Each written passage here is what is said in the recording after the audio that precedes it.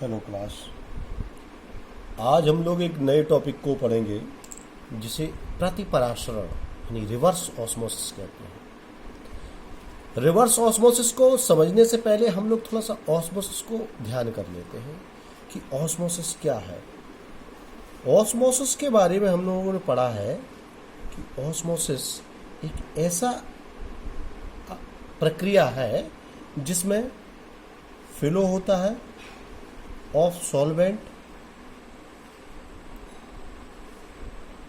towards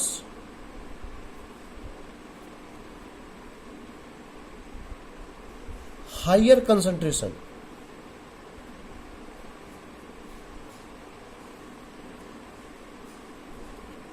Flow of solvent towards higher concentration। और बातें हम लोग जानते ही हैं, एसपीएम होना चाहिए, ठीक है। Flow of solvent toward higher concentration from lower concentration.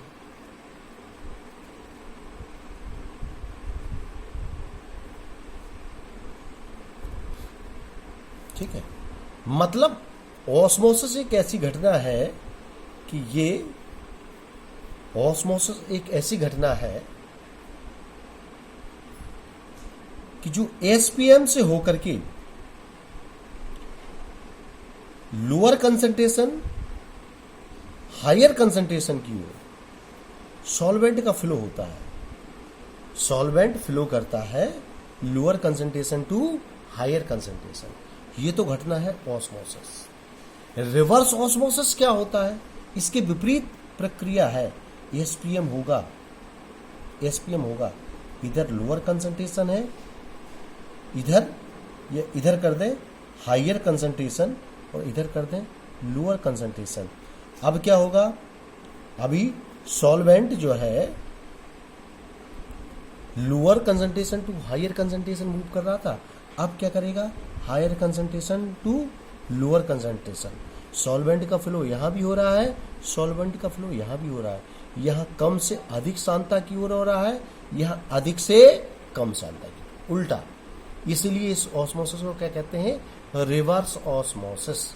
अब इसको अगर डेफिनेशन के रूप में लिखना हो तो हम कह सकते हैं उच्च दाब के प्रभाव में विलायक के अणुओं का, उच्च दाब के प्रभाव में विलायक के अणुओं का उच्च सांद्रता से निम्न सांद्रता की ओर गमन अर्धपारगम झिल्ली से होकर के प्रतिपरासरण रिवर्स ऑस्मोसिस कहलाता है। लिख सकते हैं उच्च दाब के प्रभाव में, उच्च दाब के प्रभाव में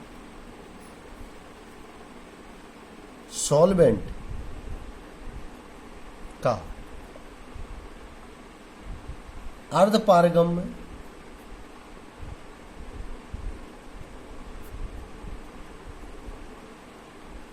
झिल्ली से, अर्धपारगम झिल्ली से, सॉल्वेंट का अर्धपारगम झिल्ली से उच्च सांद्रता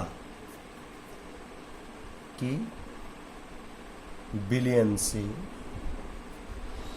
निम्न सांद्रता की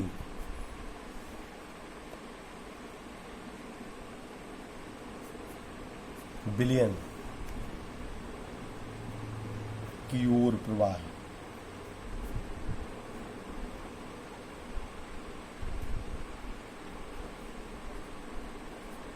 है। प्रतिपरासरण कहलाता, प्रतिपरासरण कहलाता। उच्च दाब के प्रभाव में सॉल्वेंट के अणुओं का अर्धपारगम झिल्ली से उच्च सांद्रता के विलयन से निम्न सांद्रता के विलयन की ओर प्रवाह प्रतिपरासरण कहलाता है।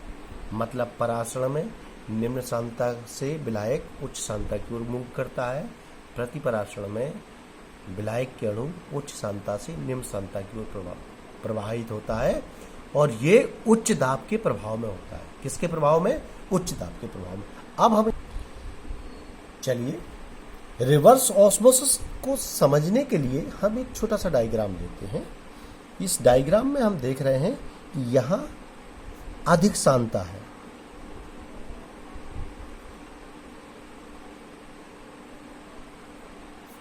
इधर कम सांद्रता, यानी शुद्ध विलायक है। यहां शुद्ध विलायक है, ठीक है, यहां अधिक सांद्रता, ये पिस्टन लगा हुआ है। अच्छा, यहां सब विलयन भरा हुआ है,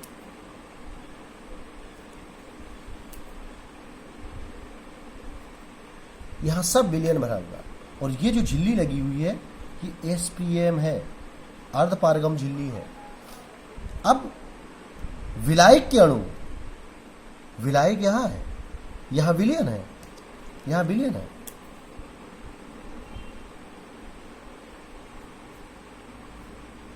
अधिक सांद्रता, यहां विलयन है। परासरण की क्रिया होगी तो विलायक के अणु कम सांद्रता से अधिक सांद्रता की ओर जाएंगे। ये तो है ऑस्मोसिस यानी परासरण। अभी हमें क्या करना है कि यहां विलयन की सतह पर प्रेशर क्रिएट करना है और विलायक के अणु यहां न जाए बल्कि उल्टी गंगा बहना जिसे कहते हैं वो यहां देखें। विलायक के अणु विलय नहीं, विलायक के अणु जो रेड कलर से दिखा है, विलायक के अणु धीरे धीरे करके इधर मूव कर जाए। विलायक के मॉलिक्यूल धीरे धीरे करके इधर की ओर मूव कर जाए, इधर की ओर सॉल्वेंट मूव कर जाएगा, सॉल्वेंट इधर आ जाएगा, सॉल्वेंट, ठीक है, विलायक के अणु इधर मूव कर जाएगा। इस प्रकार से परासरण की विपरीत क्रिया वो भी प्रेशर की द्वारा, इसे कहते हैं प्रतिपरासरण। और जो सॉल्वेंट है वो सॉल्वेंट यहाँ ये साइफन लगा हुआ है, इसे शुद्ध विलायक मिल जाता है, शुद्ध विलायक। इस विधि द्वारा हम किसी विलयन से विलायक को पृथक कर सकते हैं, यहां तक कि समुद्री जल को भी पीने योग्य जल में परिवर्तित कर सकते हैं। उसके लिए हमें क्या करना होगा? समुद्री जल को इधर भरेंगे, इधर साधारण जल को भरेंगे, इधर सांद्रता कम होगी, इधर सांद्रता समुद्री जल में लवण की सांद्रता अधिक होगी। आप जैसे यहाँ प्रेशर क्रिएट करेंगे, इस समुद्री जल में उपस्थित विलायक यानी वाटर मॉलिक्यूल इधर से सॉल्वेंट की तरफ मूव कर जाएंगे, सॉल्वेंट का लेवल बढ़ेगा, साइफन से विलायक बाहर निकल जाएगा। फिर आप प्रेशर बढ़ाएंगे यहाँ। इसके बाद जब आप प्रेशर बढ़ा करके इसका अधिकांश विलायक हटा देंगे, फिर ये लिक्विड हटा दिया जाएगा, इसमें दूसरा समुद्री जल भरेंगे, फिर उसको इसी तरीके से कंप्रेस करेंगे, विलायक फिर यहाँ ट्रांसफर हो जाएगा, फिर जो बचेगा उसको हटा देंगे, दूसरा समुद्री जल भरेंगे, फिर ऐसे कंप्रेस करेंगे, उसमें से जल का अंश इधर ट्रांसफर हो जाएगा। सॉल्यूट के जो मोल हैं, जो समुद्री लवण में होता है, समुद्री जल में होते हैं लवण, जैसे NaCl है, KCl है, Ki आदि, वो यहीं रह जाएंगे। पानी यानी H2O इधर ट्रांसफर हो जाएगा और वो पानी पीने योग्य हो जाएगा। और समुद्री जल में जो खारापन होता है लवण की उपस्थिति के कारण वो यहीं रह जाएगा। इस प्रकार से प्रतिपरासरण के द्वारा हम समुद्री जल को पीने योग्य बना सकते हैं। इस प्रतिपरासरण को ही हम लोग RO कहते हैं। क्या कहते हैं? RO कहते हैं। प्रतिपरासरण को ही हम लोग एक टर्म देते हैं, क्या कहते हैं? RO।